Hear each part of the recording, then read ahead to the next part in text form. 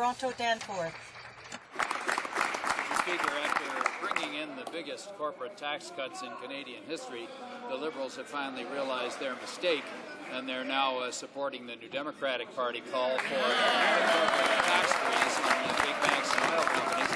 And sure, it's another Liberal flip-flop, but what Canadians really want to know is when will this government understand that this is a reckless form of spending that is driving us further into debt, that is increasing the deficit, and when will the government join the emerging consensus that these reckless corporate tax cuts are not the way to go and put a stop to them? Minister of Transport. Mr. Speaker, my friend, the leader of the third party, the leader of the New Democratic Party, has made quite the conversion. It was not 15 months ago that he signed a coalition agreement to support each and every one of these tax cuts, Mr. Speaker. He was prepared to serve in a government that saw jobs, hope and opportunity as the primary goals, and to do everything we can to ensure more investment in Canada, that we have a Canadian advantage that will allow jobs to come back to this great country.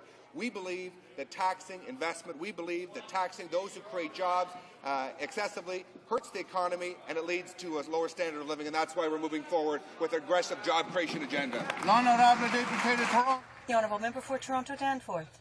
Now agrees with the parliamentary budget officer. Even the minions of leaders on Bay Street are saying that these across-the-board corporate tax cuts aren't the way to go, that they're not efficient, they're not effective, they don't create jobs, they don't create investment. All they do is leave our finances in more difficult position. The Governor of the Bank of Canada has come out with the same position. When will they take off their ideological blinders, Mr. Speaker, and recognize that these corporate tax cuts are reckless and they should be stopped?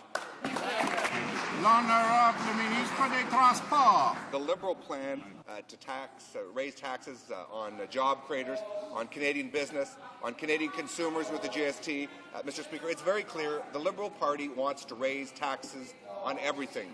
We strongly support competitive tax rates. We want Canada to be a bright light when it comes to new investment, so that there's more jobs, so that there's more opportunity, Mr. Speaker. And that's why this government's economic plan is working. We have a fragile recovery setting in, and the worst thing that we could do would be to raise taxes like the leader of the Liberal Party has argued, Mr. Speaker. The Honourable Member for Toronto Danforth.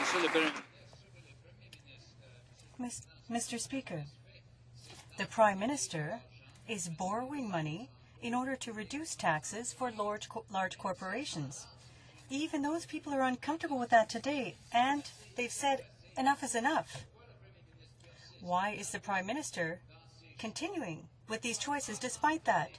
Why raise taxes on employment by $19 billion while reducing corporate taxes by $60 billion?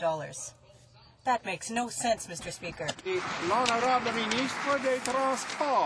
Speaker, let me be very clear. It looks like the coalition that was going to see the former Liberal leader be Prime Minister now has a new face. It's the face of the leader of the New Democratic Party, who now seems to be the puppeteer for the Liberal Party right now, Mr. Speaker.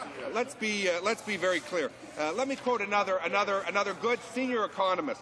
I am very sympathetic to a lower corporate tax rate. I think it would get a big bang for the buck in terms of stimulating growth and productivity and all of those good things. If only the Liberal leader would have let the member from our community speak at his Thinking, Spending, Taxing conference, maybe we would have had better policy, Mr. Speaker. The Honourable Member for St. John's South.